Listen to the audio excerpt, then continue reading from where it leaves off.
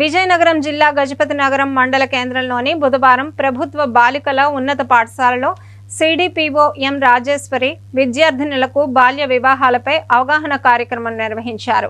ఈ సందర్భంగా ఆమె మాట్లాడుతూ విద్యార్థినులు 18 సంవత్సరాలు నిండిన తర్వాతే వివాహం చేసుకోవాలని సూచించారు। బాల్య వివాహాల వలన అనేక సమస్యలు వస్తాయని తెలిపారు। బాల్య వివాహాలు చేసుకోవడం చట్ట ప్రకారం నేరమన్నారు। తల్లిదండ్రులు కూడా ఆడపిల్లలను ఉన్నత చదువులు చదివించి అబ్బాయిలతో సమానంగా అన్ని రంగాలలో అభివృద్ధి చెందేలా ప్రోత్సహించాలని సూచించారు। ఈ కార్యక్రమంలో సూపర్వైజర్లు, అంగన్వాడీ టీచర్లు, ఆశా వర్కర్లు, విద్యార్థులు పాల్గొన్నారు। ఆడపిల్లకి 18 సంవత్సరాలు నిండకుండా మగపిల్లలకి 21 సంవత్సరాలు నిండకుండా పెళ్లి చేయడాన్ని బాల్య వివాహం అని అంటారు। అవునా? ఈ బాల్య వివాహం బాలికలకి 18 సంవత్సరాలు రాకుండా తర్వాత బాలికలకి 21 సంవత్సరాలు రాకుండా పెళ్లి చేస్తే దీనికి శిక్ష అన్నమాట।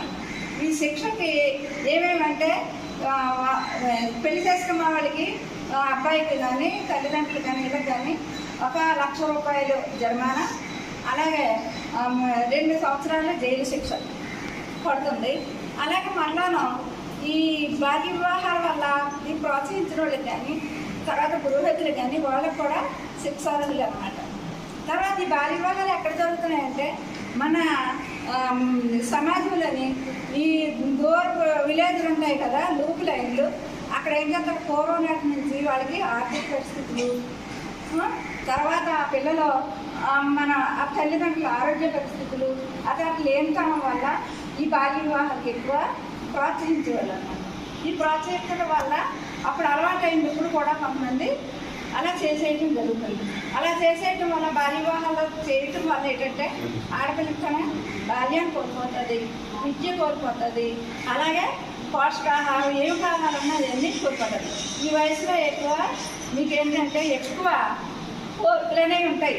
ఈ కోరికలన్నీ అధిక పెంచి ఇప్పుడు మేము ఈ కార్యక్రమాన్ని అమలు చేస్తున్నాం కాబట్టి ఇవన్నీ మీరు దృష్టిలో పెట్టుకుని మేము చెప్పిన విషయాలన్నీ 18 సంవత్సరాలు వచ్చే వరకు మేము పెళ్లి చేసుకోకూడదు అమ్మా। 21 సంవత్సరాలు వచ్చే వరకు ఆడపిల్ల చేసుకోవద్దు। ఎవరైనా ప్రలోభ పెట్టి పక్కంటే లభిస్తాం ఇస్తామన్నా వాటికి లోపడకుండా చక్కగా మీ చదువుని సక్రమంగా సాగించి మీ కాళ్ళ మీద మీరు నిలబడి మంచి సెట్లు అవగాహన అయ్యేలాగా మీరు అందరూ కూడా చూసుకోవాలి।